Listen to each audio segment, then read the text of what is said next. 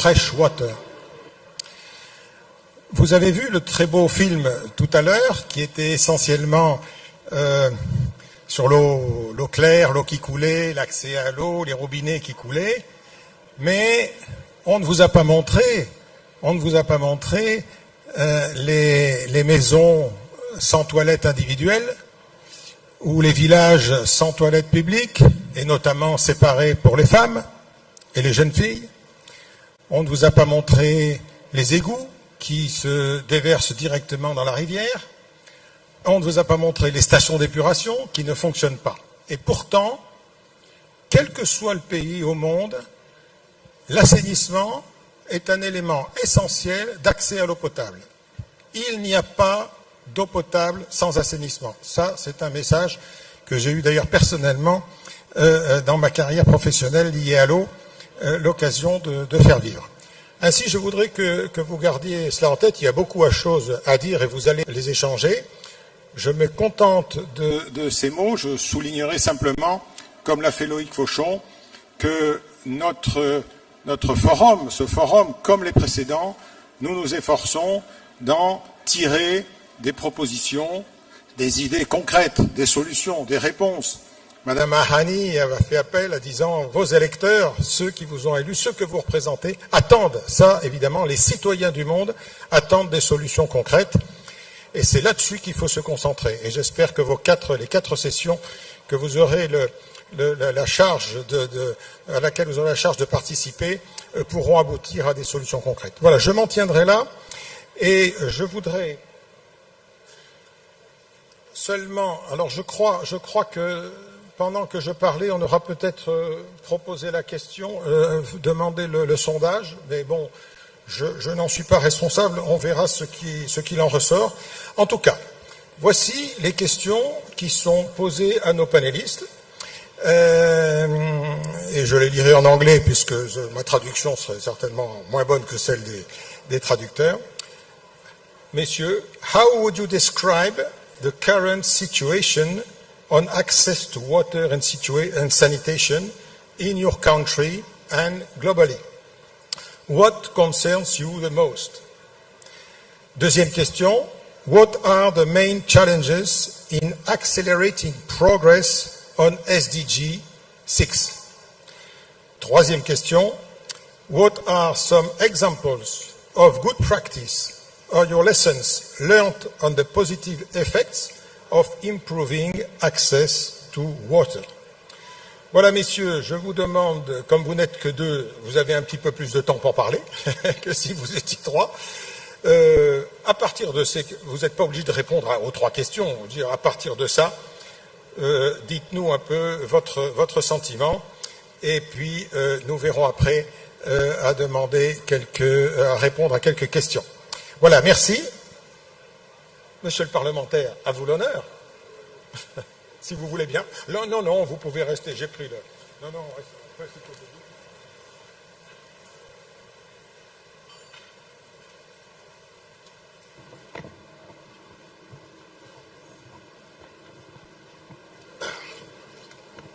Merci, monsieur le modérateur. Je voudrais, avant de commencer, remercier le gouvernement d'Indonésie et l'UEP pour la parfaite organisation de cette rencontre du forum, mais aussi de cette rencontre parlementaire.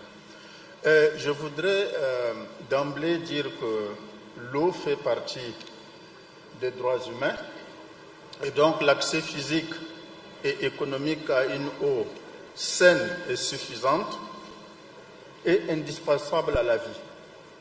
Cependant, il existe deux types de sources d'eau, l'eau de surface et l'eau souterraine. Et l'eau étant un produit qu'il faut acheter, ceci renvoie donc à la notion de pouvoir d'achat, mais également à la justice sociale, puisque nous avions dit que c'est un droit humain. Alors, l'eau a une dimension biologique et humaine, mais aussi un facteur de production et donc a un coût. Il a également une dimension diplomatique et tout à l'heure, à l'ouverture, ça ici a été relevé, et de plus en plus, nous parlons de la diplomatie de l'eau, d'où les accords régionaux, interrégionaux, mais aussi internationaux.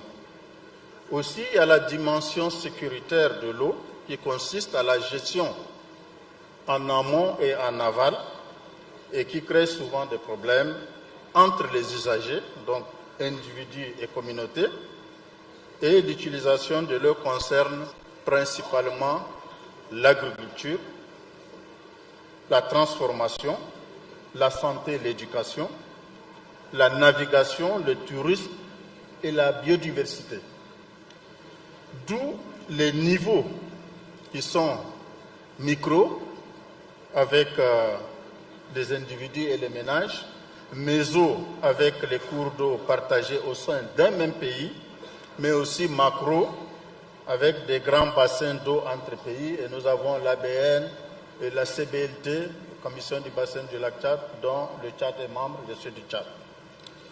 Et nous avons deux types de bassins, donc le bassin hydrologique et les bassins conventionnels.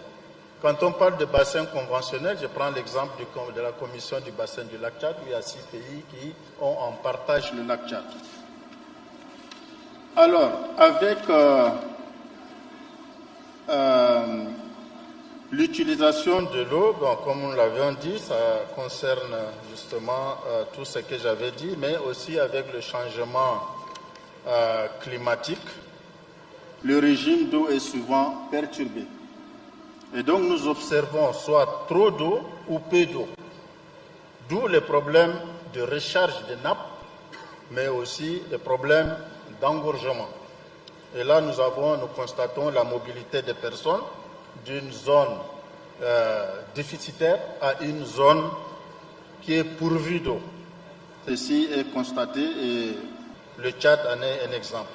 Donc le problème d'accès physique et économique de l'eau conduit à une pression sur l'environnement et engendre des conflits entre individus, entre communautés, mais aussi entre les nations.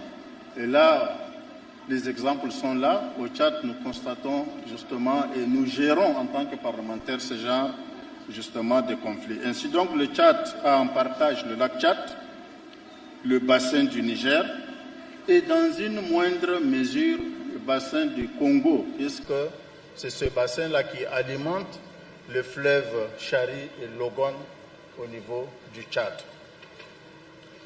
Donc, pour finir, je voudrais dire que le Tchad a souscrit à la vision de l'Union africaine sur l'eau, à une feuille de route assortie d'un plan d'action, et c'est le gouvernement qui en met en place, justement, qui met en œuvre ce plan d'action.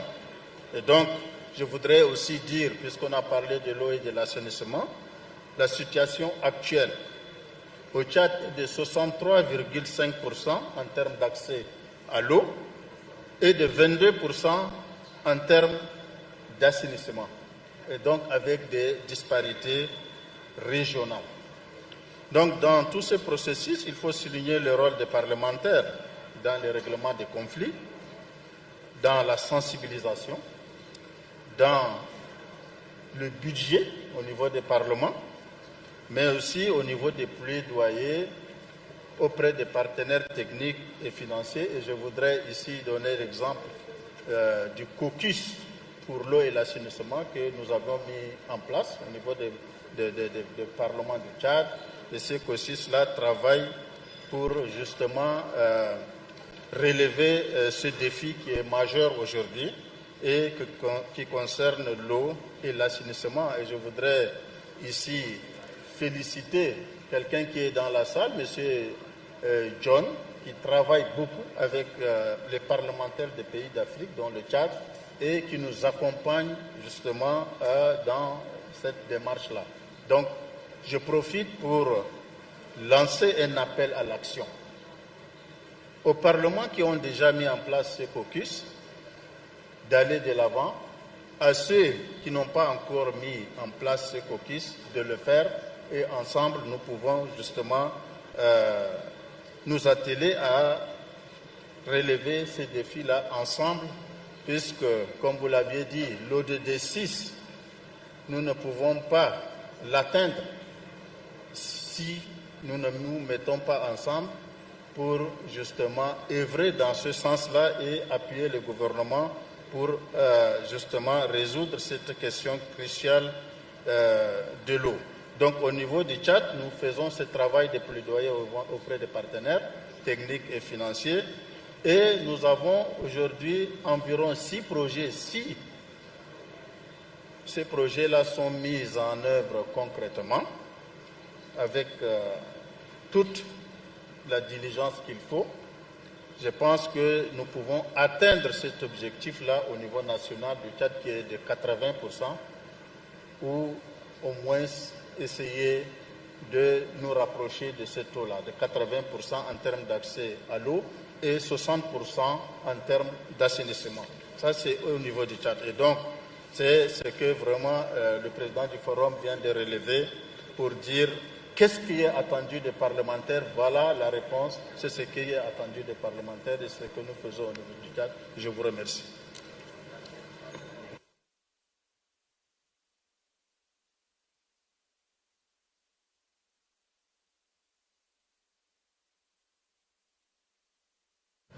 Ah, merci, Monsieur Issa Mardo Djabir. Je crois que on me dit que Mrs. Sarine Malik est arrivée. Ah, s'il vous plaît, venez occuper votre siège. Donc, enchanté, Sarine Malik, executive secretary.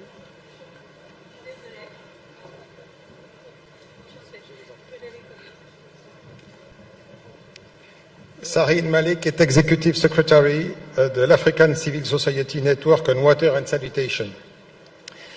Monsieur Djabir, you need un casque. Qui c'est qui peut prêter un casque?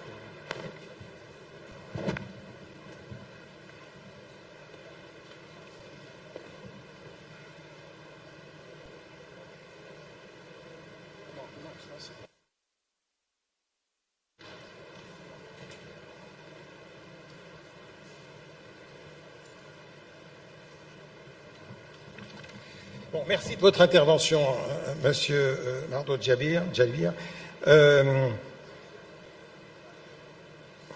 Merci d'avoir partagé les exemples de ce que vous avez fait au Tchad. Je retiens 3 points très vite.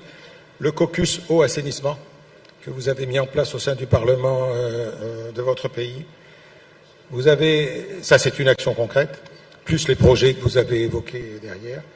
Vous avez évoqué un point important qui est celui de l'égalité territoriale de l'accès à l'eau et à l'assainissement, là où il y a de l'eau, là où il n'y a pas d'eau, et évidemment la difficulté pour un gouvernement et pour un État de respecter et de compenser cette inégalité. Et puis la question des accords régionaux et internationaux, puisque là aussi c'est de la politique, c'est de l'hydrodiplomatie et les parlements ont leur mot à dire. Bien, je vais passer la parole à Monsieur Properzi de UN Water, eh bien à vous sur ces sujets. Merci beaucoup, Monsieur le modérateur. Vous m'entendez? Okay. Voilà. Can you hear me now? Yes. Okay. Thank you so much to IPU for the kind invitation to join you today. So good afternoon, dear all members of Parliament. It's a real pleasure to join you today. So I'm the Chief Technical Advisor at UN Water. UN Water is the coordination mechanism in the United Nations for all agencies working on water issues. We have 36 UN agencies working together as part of the UN Water family. So thank you so much. I'm very happy to be here. So I will start from responding to your first question, and I will paint a very bleak picture. And the numbers are, the numbers tell the whole story, right? So, and we know we're definitely off track to reach the promise of the SDGs and SDG 6 on water and sanitation especially. So we have 2.2 billion people lacking safely managed water. We have 3.5 billion people without safely managed sanitation, 2 billion without hygiene services. That results in 1,000 under 5 children dying every day. Okay?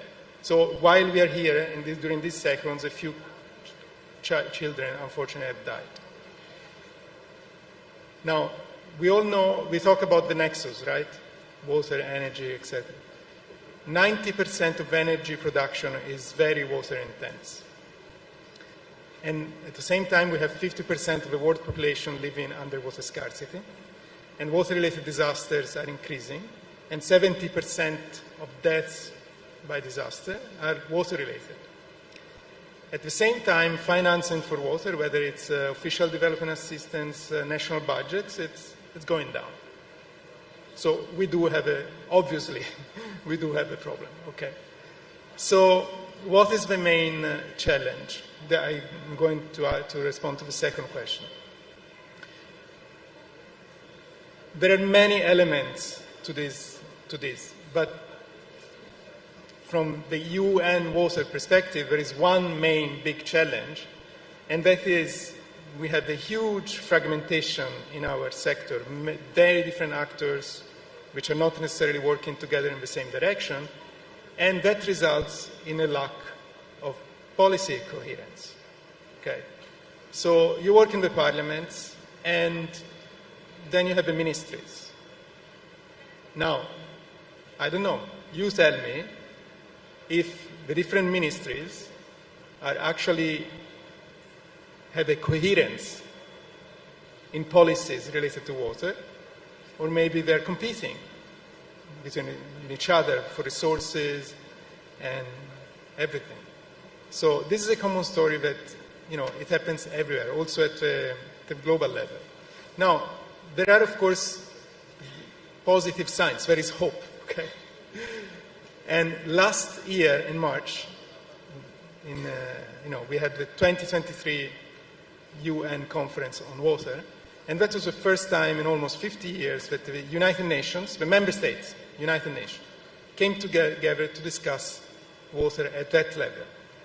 So this is absolutely necessary because we've heard that, water is politics. So without politics, we're not going to fix the water problems we have. So as part of that conference, there is a follow-up resolution by the General Assembly which establishes for member states, you have decided to have 2 additional conferences, one in 2026, which would be possibly, like right now, the governments of Senegal and the United Arab Emirates have offered to co-facilitate the modalities resolution. And then there will be another conference in 2028 in Dushanbe, Tajikistan, to mark also the end, to celebrate the end of the Water Action Decade 2018-2028. So, as part of this, the UN system is also developing a system-wide strategy for water and sanitation to bring everybody together around a common goal, which is really accelerating towards 2030. And so what is the role of parliamentarians in all of this?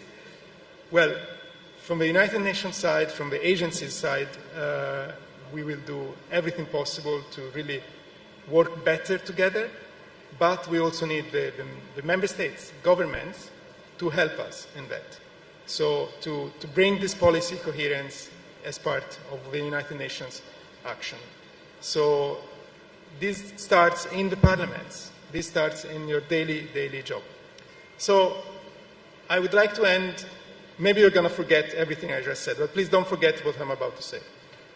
I'm going to end with one story, okay? This is a tale from Peru, from the Quechua people of Peru, and it comes from last year's UN 2023 Water Conference campaign, World Water Day campaign.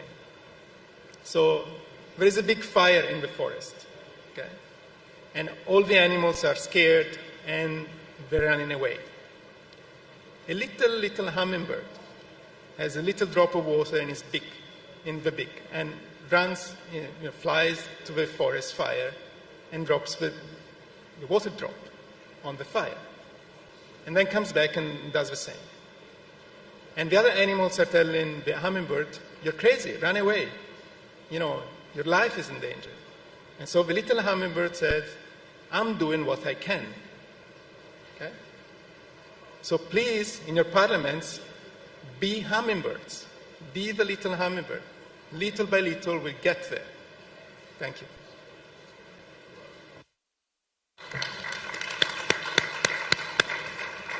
Merci, Monsieur Properzi, pour ce message volontariste. Effectivement, il faut que tous nous soyons des colibris. Je retiens ce que vous avez dit et qui est un vrai obstacle pour nous tous, qui est l'incohérence des politiques. Car la réponse à votre question, on la connaît, oui, en fout ou non, les politiques ne sont pas cohérentes. Elles ne sont pas, parce que c'est très compliqué, elles ne sont pas au niveau d'un État, très souvent, entre la politique agricole, la politique économique, la politique de santé, la politique environnementale. Toutes ces politiques ont des objectifs souvent contradictoires, vous le savez très bien. Et au niveau international, vous savez aussi à UN Water qui a chargé de faire un peu d'ordre, je dirais, dans toutes les agences, les organisations des Nations Unies qui sont chargées de l'eau. C'est compliqué. Bien, là, voilà un challenge, mais merci de nous dire que vous, les parlementaires, vous avez votre rôle à jouer pour mettre un petit peu d'ordre là-dedans. Je vais passer la parole maintenant à Madame Sarine Malik. Voilà, je la parole sur l'accès à l'eau et à l'assainissement, sur les défis qui pour vous sont les principaux et quelles solutions ou quelles idées on peut soumettre à mesdames et messieurs les parlementaires pour faire progresser ce défi de l'accès à l'eau et à l'assainissement. Vous m'entendez là? Yes. Merci, je vais continuer en anglais. Merci. Assalamu alaikum. Barry Zainu. My name is Sirine Malik, so I'm the Executive Secretary for the African Civil Society Network on Water and Sanitation and the Vice Chair for the Sanitation and Water for All Partnership. Thank you very much to the Government of Indonesia for welcoming us over here. And I apologize for the slight delay. Jet lag has gotten the best of me today. So, honourable members of Parliament, I spoke to you, the IPU, about a year and a half ago. It was an impassioned speech in terms of demanding from you that it is incumbent upon you to develop, draft and implement legislation that not only will remove the barriers to the access to water and sanitation, but also at the same time increase access to water and sanitation and everything that goes around it. I was asked to come here today as a follow-up to the discussion that we had with you in New York. A couple of things, bouncing off my colleague Federico, what he has mentioned. Last year, governments took a total of about 836 commitments, if I'm not mistaken, of which the majority were governments, and civil society, and a couple of them which was private sector. I think this is information that you can easily look up. Now, those commitments, we're going to go back in 2026, and probably, and I hope that we will be having a different conversation on the implementation of those particular commitments. What do I mean by this? We're very good at taking commitments, making commitments, but implementing them and operationalizing them is a completely different issue. And we pray that you, the various houses that are here today, ensure that these commitments are translated into action. And in your role, of course, that would be law, legislation, which we know generally is the most extreme form after administrative actions, administrative recommendations. But if we are to change behavior, if we are to see that this access does happen, if we're to see that women and girls, the most vulnerable, the most marginalized, actually have access to water and sanitation, a lot of it actually rests on you.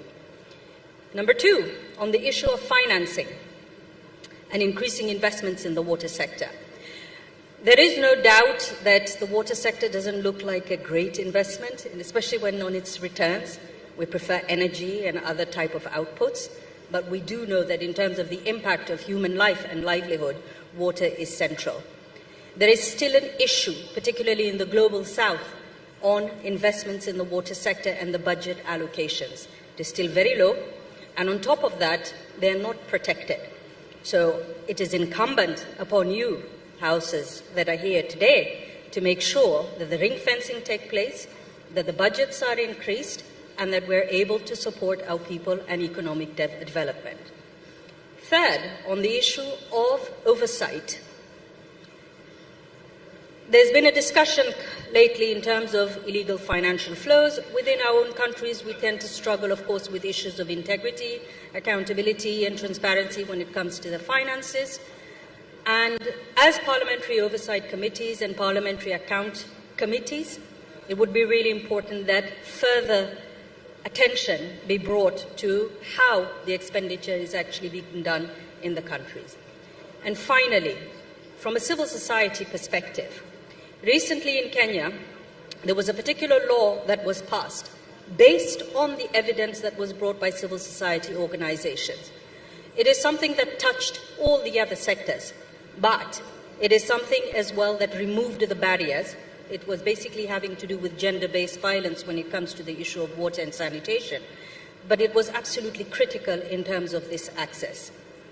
The laws that need to be drafted and need to be developed need to be justiciable, they need to be well-rounded, and they have to be explicit. We're having too many implicit type of legislation, therefore diluting the issue of the right to water and sanitation, budgeting, and all these other issues that I have mentioned. So, on the continent, I will speak for the African continent. So far, we are only 5 countries with the right to water and sanitation in the Constitution. 5 out of 54. I can imagine within the Global South, probably the number is much bigger.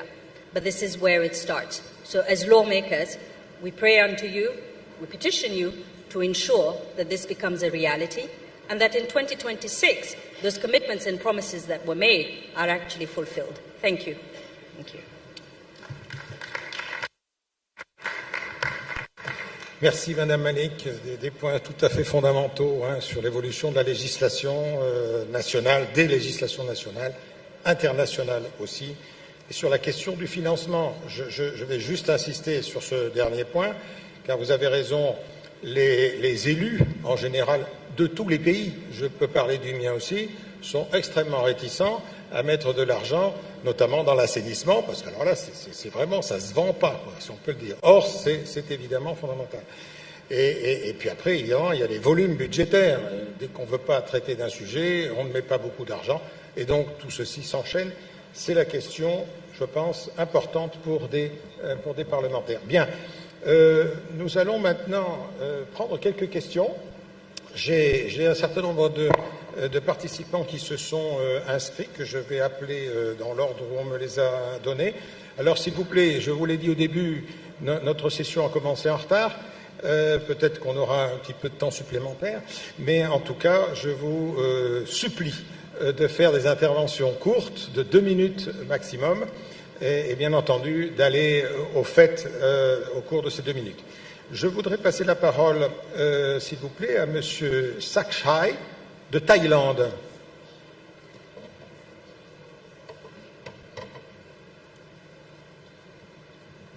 Là-bas. Merci. Distinguished participants, distinguished colleagues, Thailand attaches great importance to the development of the sanitation system in line with all international standards in all villages, including improving quality of water and in developing an information management system to monitor the process through the application of modern-day technology in place of randomized samples testing. The criteria for safe drinking water has also been clearly defined. Ensuring sustainable and inclusive access to clean water and sanitary services represents a fundamental issue for Thailand in the context of the country's continued economic and social growth. Coupled with transition towards the industrial and agriculture, such as Thailand has pursued integrated implementation of SDG 6 in 4 main ways. The first one is the passing of the Water Resource Act by the Thai Parliament in 2018 as the main piece of legislation providing a framework for water resources management in all dimensions. The second, the development of the 20-year master plan on water resource management as the country's roadmap on this issue. The third is the establishment of the Office of National Water Resources as a focal point for all relevant agencies. And the fourth, the promotion of technology, knowledge, and innovation with regards to water resources management in the country. Under the said master plan, Thailand will implement integrated water resources management at 3 levels. Level 1 will be the water source management that focuses on preserving and restoring deteriorated upstream forests and preventing soil erosion to maintain healthy ecosystem and the balance of nature. Level 2 on the water usage by setting a goal to expand equal access to clean water supply in all provinces and reduce the number of villages without existing plumbing system across the country down to 0 by 2037. We also seek to ensure water security for agriculture and industrial sectors as well. Level 3 on wastewater management, that aiming to reduce wastewater from its source efficiency of the wastewater treatment system, as well as prevent seawater from pushing inland. The Parliament of Thailand will do everything within our mandate to improve the environment to meet the target of increasing efficiency in the use of water in irrigation, production, and consumption, and in reducing the total area of value of loss from floods to droughts, while promoting good standards and habits on sanitation, which will also help remove all barriers to access basic necessity in the country. Thank you. Thank you, Mister. Bon, deux petites annonces. D'une part, j'ai trois demandes de parole supplémentaires, donc ça va allonger un petit peu notre session. D'autre part, bon, le coffee break sera libre, si j'ose dire, donc la session, on va pouvoir la prolonger un peu. Ceux qui voudront aller prendre quand même un café avant la session suivante pourront le faire. Je vais donner la parole, donner encore 3 ou 4 paroles, et puis après on demandera peut-être à l'un ou de nos panélistes de faire quelques remarques complémentaires. Merci, Monsieur le représentant de la Thaïlande, sur le partage de votre expérience. Je voudrais passer la parole à Alexandre Dvoinik de Russie. Russia. Please. Спасибо. You have the floor. Спасибо, господин председатель, уважаемые коллеги. Мы также в Российской Федерации очень внимательно относимся к водной повестке и понимаем, что во всем мире по-прежнему миллиарды людей не имеют доступа к безопасной питьевой воде, услугам санитарии и средствам гигиены. Понятно, что на парламентской площадке важно обсуждать лучшие законодательные практики и законы, которые позволили государствам достичь значительных успехов. В 2006 году в Российской Федерации был принят водный кодекс, который позволил управлять водными ресурсами в Российской Федерации, используя комплексный подход.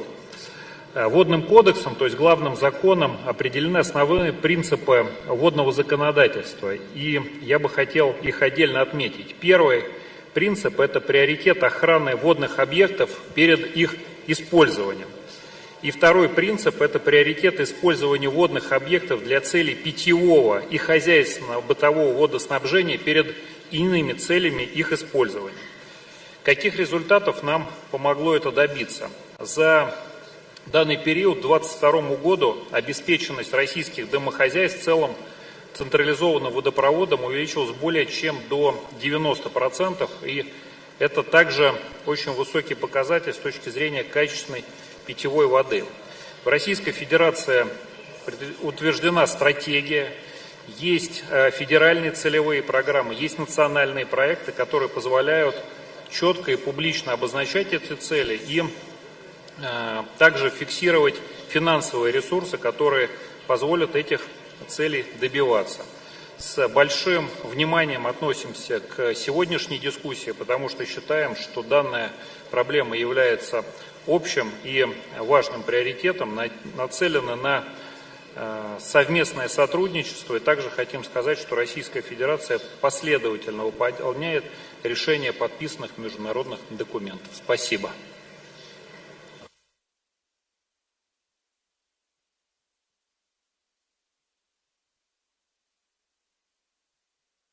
Merci beaucoup, merci d'avoir insisté sur la préservation de la ressource et sur les accords internationaux.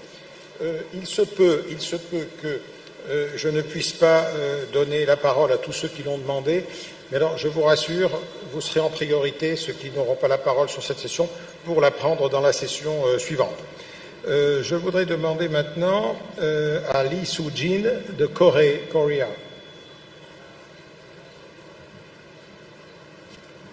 Mrs. You have the floor.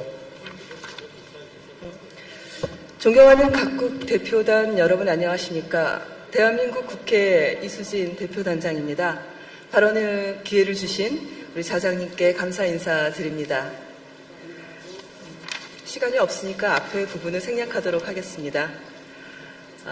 물환경은 수자원 관리 향상과 수생태 환경 보호를 통해서 발전할 수 있기에 국제 협력을 통한 인식 전환이 필수적입니다. 물을 이용하는 데 있어서 이렇게 더운 날씨에 만약에 강물이 흐르지 않고 볼을 만들어서 물이 고여 있다면 거기에서는 녹조 독소인 마이크로시스틴이 발생해서 물이 오염될 수 있습니다. 이러한 문제 해결은 매우 중요합니다. 그렇기 때문에 물에 대한 자연성 회복은 매우 중요하다는 것을 말씀드리고 싶습니다.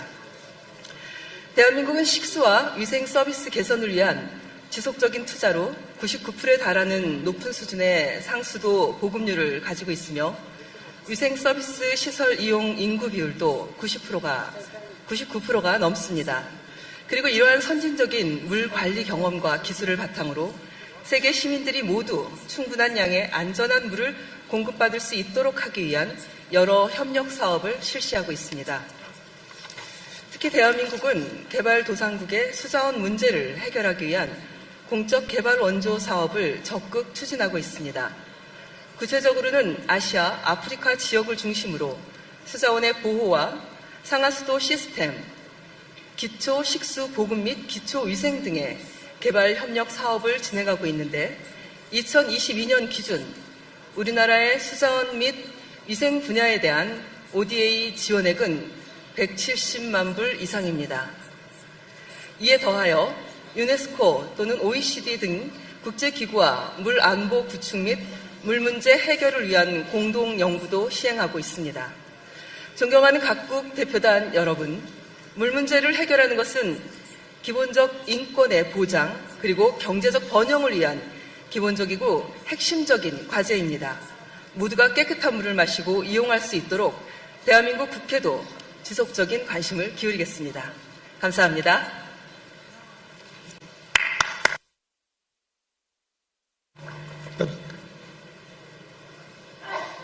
Kamsahamnida. Peut-être puis-je demander à ce stade une réaction des panélistes, soit que quelqu'un ait noté quelque chose, soit peut-être, M. Properzi, mais sur la coopération internationale.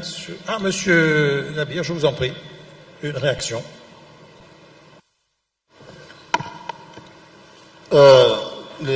Les différents intervenants ont toujours donné des contributions, échangé leur expérience, mais j'ai noté la réaction de la Russie par rapport justement à la coopération inter- et intra-régionale. Et je voudrais ici dire que l'eau, c'est une source de vie, une opportunité pour le développement, certes, mais aussi source de conflits.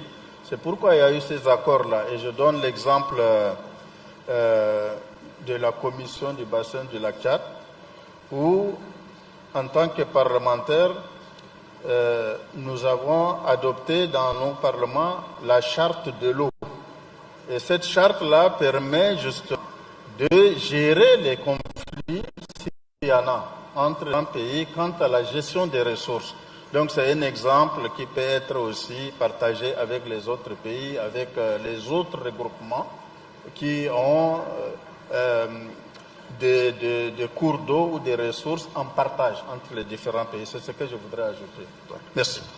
Merci beaucoup, c'est intéressant parce que les chartes n'ont souvent en général pas le même degré évidemment de contrainte qu'une loi ou qu'un décret, mais plusieurs fois des outils effectivement pour la résolution des conflits.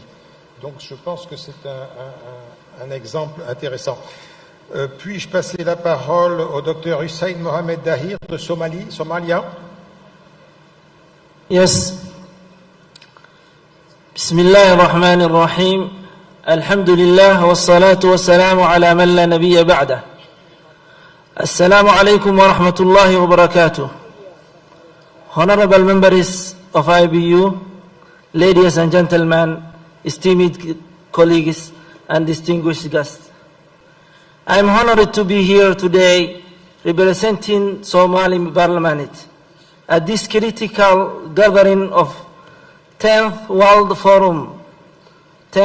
Water Forum, as convened to discuss one of the most pressing issues in our water security. I wish to share Somali's experience, challenges, and aspirations in managing our precious water resources. In Somalia, water scarcity is persistent challenge. Somalia faces significant obstacles in ensuring adequate water supply due to prolonged droughts, inadequate infrastructure, and the devastating impacts of climate change. Many communities, particularly in rural areas, struggle with limited access to clean water, which directly affect their health and economic well-being. Despite these challenges, the Somali government has made considerable strides to address water issues. We have created several programs aimed at improving infrastructure, such as new boreholes and rehabilitating existing water resources. Moreover, we are working on policy framework at promote sustainable water management, efficient and utilization of resources. We recognize that tackling water challenges requires a collective effort. Somalia is grateful for the support and partnership with international organizations, NGOs, and friendly nations that have been instrumental in our progress.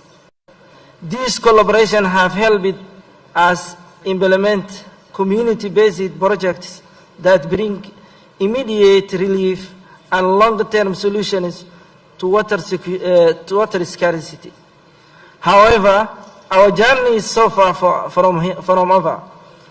We call upon the global community to continue and increase their support for Somalia. We need financial investments, advanced technologies, and capacity building initiatives to build resilient water system. Your support can transform the lives of millions in Somalis who depend on access to clean water for their survival. And ensuring water security must hand in hand with sustainability and inclusiveness. We must adopt practices that conserve our environment and make our water system resilient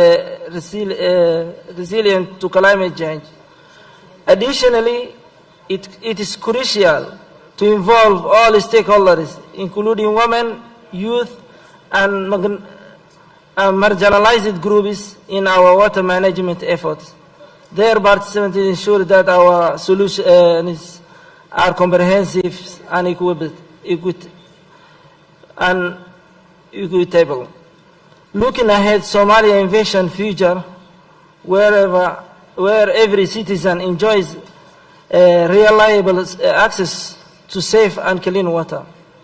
Our goal includes increasing the coverage of the water supply, reducing the incidence of waterborne diseases, and integrating water resource management into our national development plans. With the sustainable efforts and international cooperation, we believe this vision can become reality.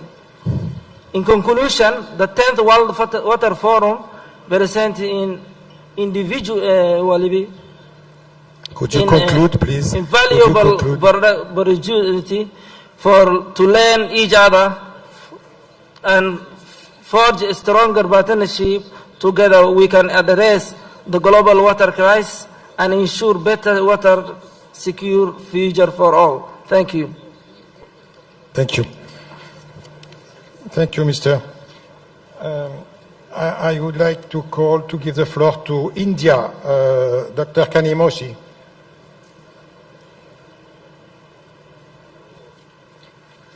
Good afternoon, Chairperson.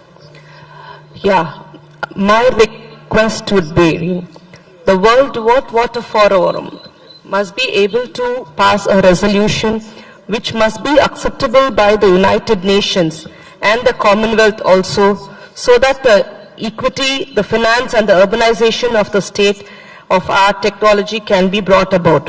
In India, we were able to sustain all these points with the Jal Jeevan machine, which promotes the rainwater harvesting and accelerate the water conservation, and the Jal Shakti Abhiyan, the Catch the Rain with the tagline, and the National Water Mission, where the Government of India has established as one of the eight national missions under the National Action Plan on the Climate Change in April 2011. The main objective was conservation of water, minimizing wastage, and ensuring its equitable distribution both across and within the states, and interlinking of the Indian rivers.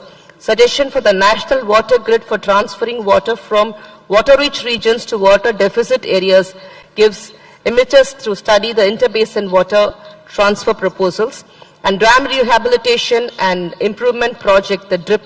India ranks third globally with 5,334 large dams in operation, and about 411 are under construction. In addition, there are several thousand smaller dams. These dams are vital for ensuring the water security of the country and constitute a major responsibility in terms of asset management and safety. Sir, I plead upon the Water Forum of the World to pass a resolution which has been accepted by the United Nations and by the Commonwealth, so that it is conducive and carried out in all the countries of the world. Thank you. Thank you, Dr. Kazimushi. À ce point, y a-t-il une réaction? Je vous en prie. Merci. I think to our honourable member of Somalia, I think that was a good thing in terms of bringing the issue of climate within the water sector. Within the practitioners, we say that climate change is a risk amplifier. Water is a resilience multiplier. So you have that as your backdrop. At the same time, water connects across the board. So it's really critical that in the development of whether the policies, whether the legislation, that is actually within the background. Because I just spoke about the issue of financing, and that was just ordinary capex. With climate change, in terms of investing into wash resilience systems, that's going to cost a lot more. So these are just some of the things in terms of bearing in mind that as you are doing your equations, that of course you need to keep climate change within the bigger picture and moving forward. Thank you.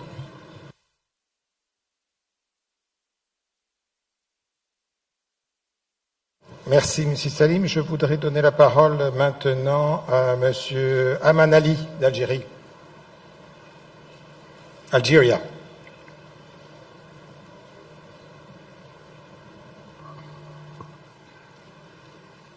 بسم الله.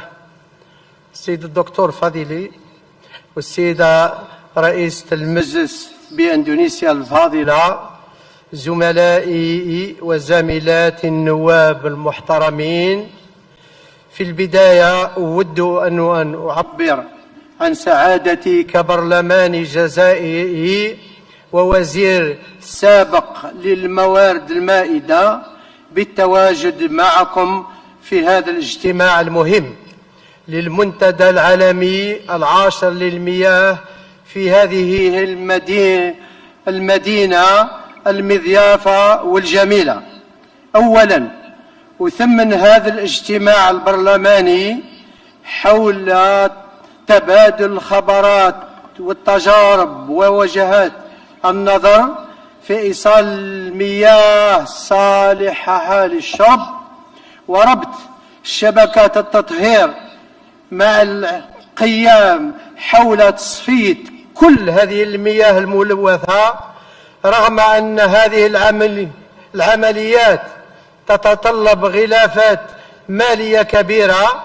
ولا ننسى الإنجازات الكبرى التي تم إنجازها في الجزائر من محطات تحلية المحر المتمثلة في 11 محطة، وبرنامج جديد آخر تم انطلاقه في 7 محطات تحلية مياه البحر.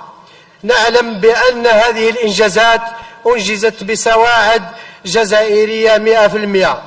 هذه العملية الكبرى موجهة خصيصا للإنسان والطبيعة، مع العلم إننا كرسنا الهدف 6 من أجندة الأمم المتحدة للتنمية المستدامة، والعملية جارية. ولا ننسى التكفل السريع والمستعجل لكل الإشغال التي تعرض المواطن لمخاطر الفيضانات التي تنتج من التغيرات المناخية. وهنا يطلب النظر في دراسة الشبكات الهيدروغرافية بتقنيات جديدة. وفيما يخص القوانين تم المصادقة عليها والعمل بها، وتخص حماية الساحل وتثمينه، والثاني حماية البيئة في إطار التنمية المستدامة، والثالث حماية المناطق المحمية والعملية جارية. وفي هذا المقام ندعو المجمع الدولي للنظر في الوضع الإنساني الكارثي والإبادة الجماعية التي يعيشونها إخواننا في فلسطين في غزة المحتلة جراء القصف الإسرائيلي الهمجي منذ شهر أكتوبر على المدنيين غزل. وتزاد الأعداد الضحايا التي تسقط يوميا من أطفال ونساء وشيوخ في ظل تصعيد غير مسبوق وتفاقم الأوضاع المأساوية لسكان قطاع غزة التي ستكون لها نتائج وتبعيات وخيمة على المناطق والعالم بأسره.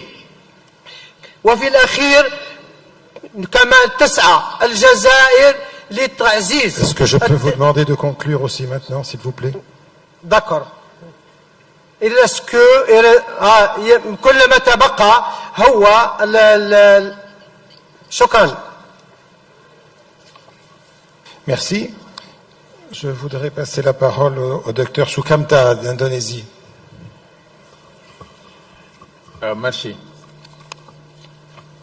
Honorable members of Parliament, thank you, Honorable Moderator.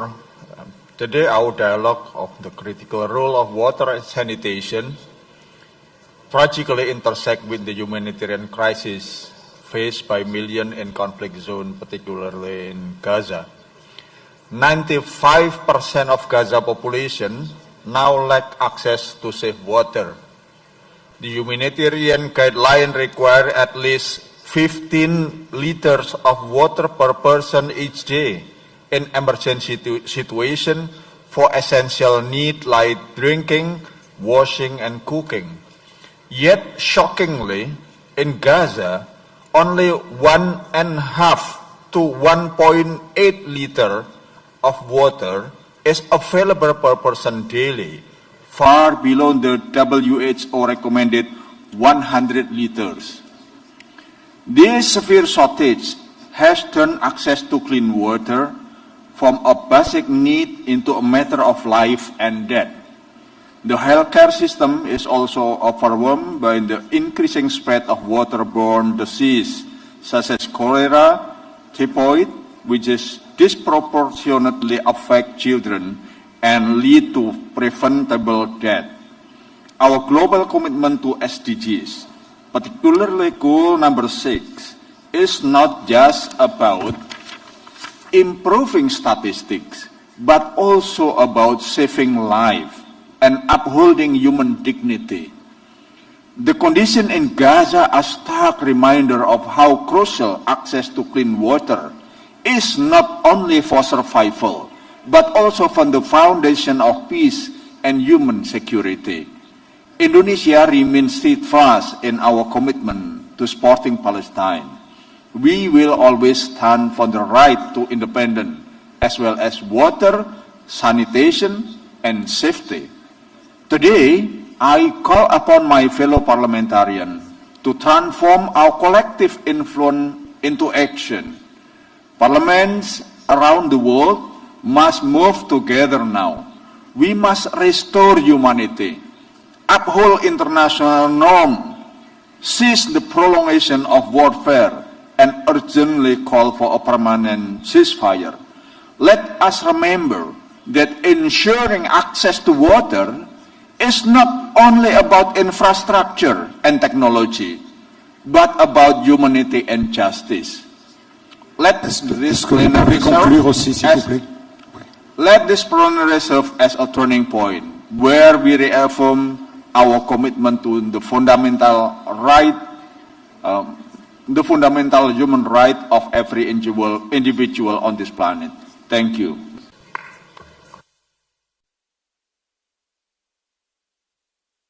Je vous remercie. Nous avons dépassé le temps de cette session, comme je vous le disais tout à l'heure. J'ai encore une demi-douzaine de prises de parole que je ne pourrai pas accorder au cours de cette session, mais qui pourront être reportées dans les sessions suivantes. Alors je voudrais quand même donner une dernière fois la parole à l'Ouzbékistan, et puis derrière j'ai noté la Côte d'Ivoire, le Ghana, le Bangladesh, le Kenya, Bahreïn, le Sénégal. Voilà, ces personnes-là pourront prendre la parole par la suite. L'Ouzbékistan, s'il vous plaît. Спасибо. Уважаемый господин председатель, уважаемые дамы и господа участники, позвольте мне выразить искреннюю признательность организаторам за возможность выступить на столь авторитетном международном мероприятии. Действительно, сегодня на планете все взаимосвязано настолько тесно, что любое действие, особенно если это касается воздействия на природу, обязательно отразится в других точках Земли. Мы разделяем видение генерального секретаря ООН, его превосходительства Антонио Гутерриша, что нам надо мыслить и действовать от имени будущих поколений и принимать решения с учетом их прав и интересов.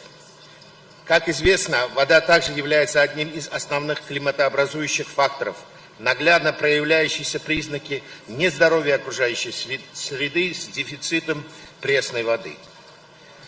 Уникальная специфика атмосферной циркуляции над Центральной Азией обусловлена с ее расположением в центре огромного евразийского континента. К сожалению, у нас в Центральной Азии за последние столетия температура повысилась в среднем 1,7 градуса по Цельсию. В этом изменение климата оказывает существенное влияние на окружающую среду и жизнь человека. Во-первых, смещает сезоны года. Во-вторых, нарушает цикличность выпадения осадков. В-третьих, изменяет ландшафт Земли и вызывает опустынивание или заболачивание. В-четвертых, негативно влияет на целые отрасли экономики, например, сельское хозяйство, водное хозяйство. И, наконец, в-пятых, может привести к климатической миграции. Уважаемые дамы и господа, глубокие положительные перемены и кардинальные качественные сдвиги, происходящие в Узбекистане, быстро меняют облик нашей страны. Без преувеличения можно сказать, что под руководством президента Республики Узбекистан Шавката Миромоновича Мирзияева наше государство вступило в новый этап, я бы сказал, в новую эпоху своего развития. Совершенствуется законодательная база, формируется новое экологическое мышление, повышается экологическая культура. Согласно стратегии Узбекистан-2030, мы поставили задачи по охране, в том числе водных ресурсов, окружающей среды и рациональному использованию природных ресурсов. Снижению парниковых газов до 2030 года мы намерены снизить на 30% и внести свой вклад в предотвращение изменений климата. Рациональным использованием ежегодно по инициативе президента проводится Яшель Макон, зеленое пространство, акция, когда ежегодно мы с 2022 года сажаем более 200 миллионов деревьев и кустарников. Мы планируем довести до 2026 года общее количество посаженных деревьев до 1 миллиарда штук. Как вы знаете, уважаемые коллеги, имеется огромная... Vous voulez bien conclure aussi, s'il vous plaît? Yes, just a second. Огромное значение имеет Аральская трагедия. Главный акцент в мерах по адаптации изменений климата мы ставим обязательно, считаем целесообразным осуществление следующих совместных усилий. Первое. Прогнозирование, моделирование влияния природных процессов на социально-экономическое развитие регионов и стран. Второе. Провести экспертизу рационального природопользования, программ повышения эффективности водопользования и водосбережения. Третье. Широкого внедрения зеленых инноваций в целях рационального использования водных ресурсов. Четвертое. Разработка мероприятий по минимизации негативных последствий от экологических и климатических изменений, а также антропогенного воздействия на окружающую среду. И, наконец, пятых, развитие спутниковых методов исследования для мониторинга оледенения горных территорий Центральной Азии и сопредельных стран. Спасибо за внимание. Merci beaucoup. Voilà, pour conclure cette session maintenant, et je vous remercie de l'avoir suivi jusqu'au bout, malgré cette petite prolongation. Je me tourne vers les panélistes pour savoir si en un mot, en deux peut-être, vous avez extirpé quelque chose de ces interventions. Merci.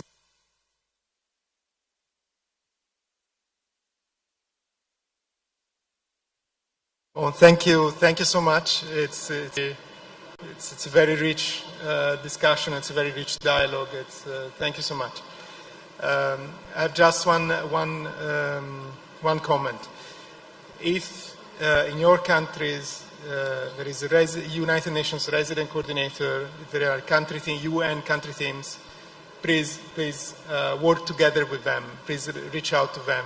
Make sure that water and sanitation are priorities in the common country analysis, which is a document which is produced by the UN system, and especially in the UN Sustainable Development Cooperation frameworks, because that really triggers so many good things happening. So please, as parliamentarians, please reach out to the UN country teams as well. Thank you.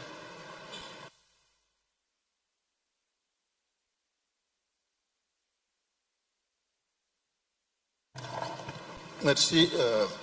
Pour ma part, je voudrais juste relever qu'il y a eu des expériences ici qui ont été relevées et qui pourraient nous aider, nous parlementaires, parce que nous sommes interpellés et nous devrions jouer notre rôle de législateur, mais aussi de contrôleur de l'action gouvernementale, surtout en termes de financement. Nous devrions être regardants sur les budgets quand il faut l'adopter, mettre l'accent sur certaines priorités comme l'eau par exemple, l'assainissement, et on devrait s'assurer que justement cette catégorie de dépenses-là a été prise en compte.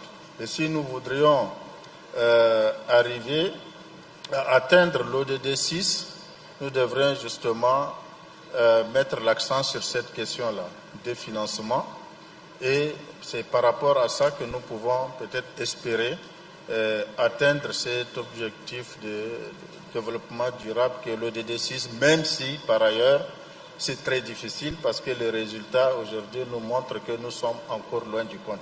Merci beaucoup. Merci beaucoup. J'appelle votre attention sur le fait que dans la session suivante, vous aurez à parler des actions innovantes et donc en matière de financement, ça sera le moment de faire preuve d'imagination. Madame Saline. Yes.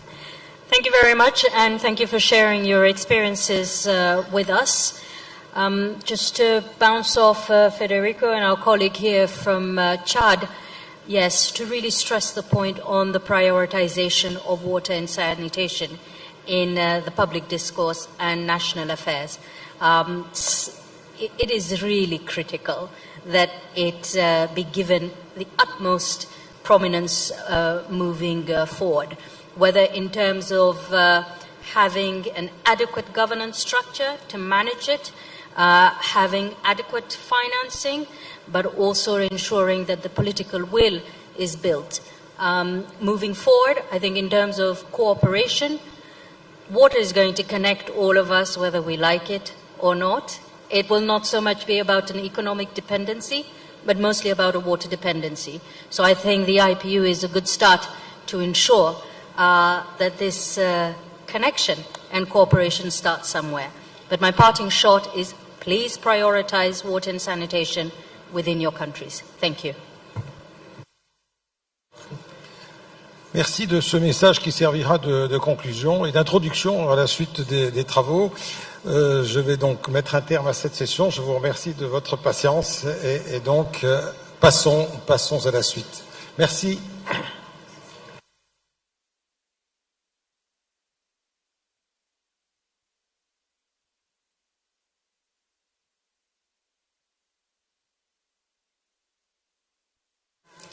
Thank you so much to the moderator as well as all of the speakers on the first panel session.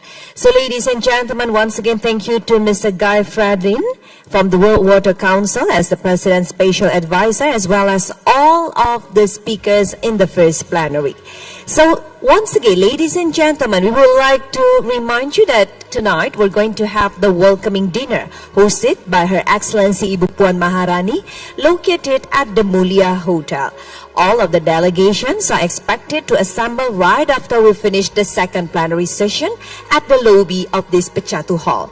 No need to worry because we also have the shuttle that will also take you to the Mulia Hotel for our welcome dinner. Ladies and gentlemen, we will go directly to the second plenary session that will discuss further regarding innovative practices for inclusive and equitable access to water. The session itself will be led by our moderator, and we will also have several speakers that will discuss further regarding this topic. You may still have your speaking form to fill, and also later on, don't forget as well to fill your field visit trip form. And of course, ladies and gentlemen, the coffee and tea are already served at the foyer area. However, unfortunately, due to the time constraint, we have no specific allocated time for the coffee and tea break session. So we will start immediately right now the second plenary session. For those who would like to take any coffee or tea, you may grab it at the foyer and bring it inside. While now we're going to continue with the second plenary session. So ladies and gentlemen, once again, please remain here in the Pechatu Hall, as now we will start the plenary session while we do a little bit adjustment or reset up to prepare ourselves for the second plenary. So in the meantime, ladies and gentlemen, once again, please don't forget to fill in the speaking form later on if you have any interventions or if you have any issues regarding the second topic of our plenary session. And don't forget as well to fill the field trip form. So please also join us and let us know your options for the field trip. And don't forget as well, once again, ladies and gentlemen, right after we finish the second plenary session, we'll just go directly to the Mulia Hotel for the welcoming dinner. And now, ladies and gentlemen, without further ado, we will start the second plenary session. On the second plenary session, once again, we will discuss further regarding innovative practices for inclusive and equitable access to water. The session itself will of course be led by our moderator. And the speakers during this second plenary session will be also varied, as we will have 5 speakers that will discuss further regarding our theme today. So without further ado, ladies and gentlemen, let us start the second plenary session. Therefore, may I request all of you to please be seated. Once again, we will invite the moderator as well as the speakers on the second plenary session. Once again, kindly be seated. Thank you.